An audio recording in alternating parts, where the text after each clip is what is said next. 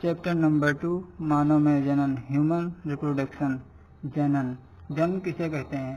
संसार में प्रत्येक जीवधारी रहते हैं जो जन्म लेते हैं, उनका मरणशील तो निश्चित होता है।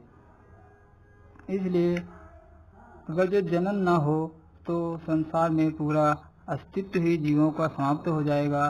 इसलिए अपने जीवों का अस्तित्व बनाए रखने के लिए जीव जनन करके अपने ही समान जीव या संतान उत्पन्न करते हैं, उन्हें जनन कहते हैं। जैसे कि हमने लिखा है, यह एक ऐसी प्रक्रिया है जिसके द्वारा कोई भी जीव जनन करके अपने समान नया जीव उत्पन्न कर सकता है।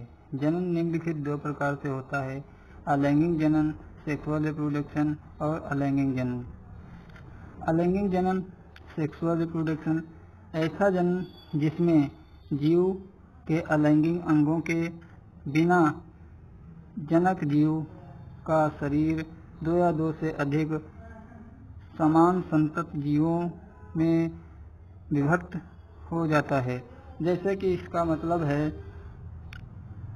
इसमें एक ही जनक की आवश्यकता होती है और बिना निषेचन से इसमें संतान उत्पन्न हो जाती है। द्विविखंडन या द्विविभाजन, जब जनक जंतु का शरीर अनुप्रस्थ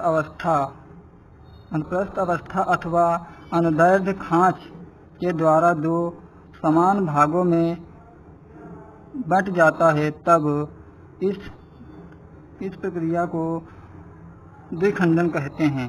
पैरामीशियम में अनुप्रस्थ द्विखंडन तथा युगलीना में अनुदैर्ध्य द्विखंडन पाया जाता है। द्विखंडन प्रायः जलीय जीवों में पाया जाता है।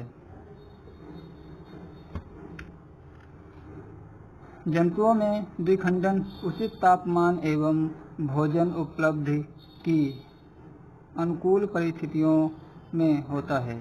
इसके अंतर्गत सर्वप्रथम केंद्रक में समसूत्री विभाजन पाया जाता है। उसके बाद कोशिका द्रव्य विभाजन के द्वारा कोशिका 2 भागों में बढ़ जाती है। बस आज का यही तक। सब्सक्राइब करें और पसंद आए तो लाइक करें।